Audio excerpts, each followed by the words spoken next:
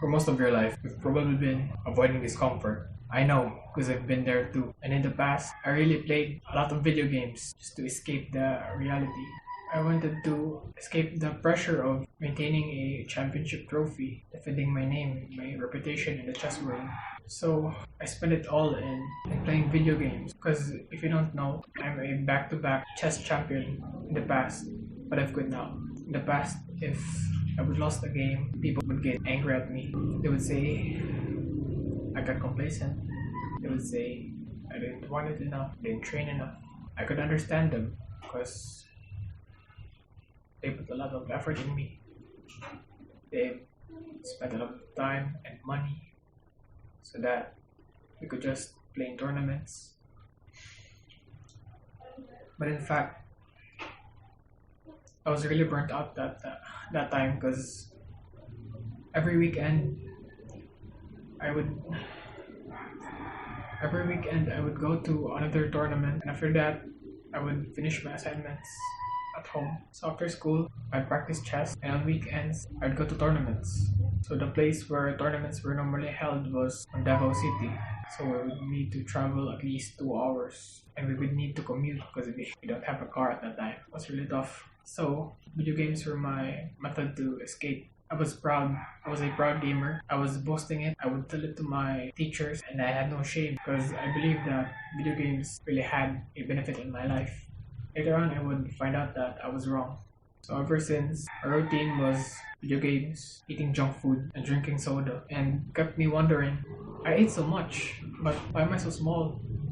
It was because of the junk food, of the sugar. It was because I only played video games. It might not ring to you because usually video games and sugar translates to being fat. It was actually the reverse for me, because if you get full with sugar and junk food, you don't have as much calories and much nutrients as it would be meat or vegetables. So what I ate really wasn't enough for my body. I know you're sitting there wondering and you're saying that, but that will happen to me because I only eat sometimes. It's only 1 hour of video games per day. Shut up, man. How much is a little of junk food for you? 1 big pack per day? 1 hour of video games per day? Of course not. I even considered myself now disciplined. But when I start playing video games, 1 game ain't enough.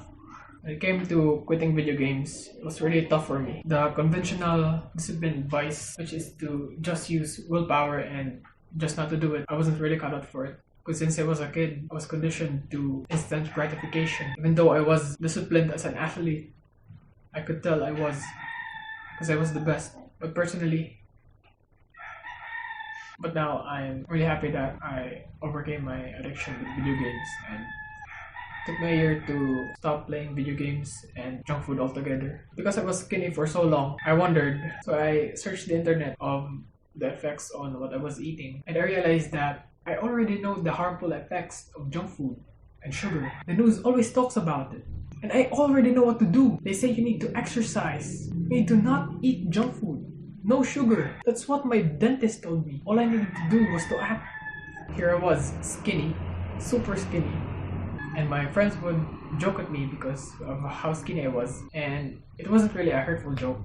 We just brushed it off. And I used it as a coping mechanism. I said that it's better to have a super lean body than be super fucking fat. So that was my excuse to leaving my body alone. When I started to quit all of my addictions to sugar, junk food, and video games, I realized that at first, there seems to have no benefit in drinking water versus drinking Coca-Cola, right? Because if you drink the soft drink, what do you get? Oh, you feel happy.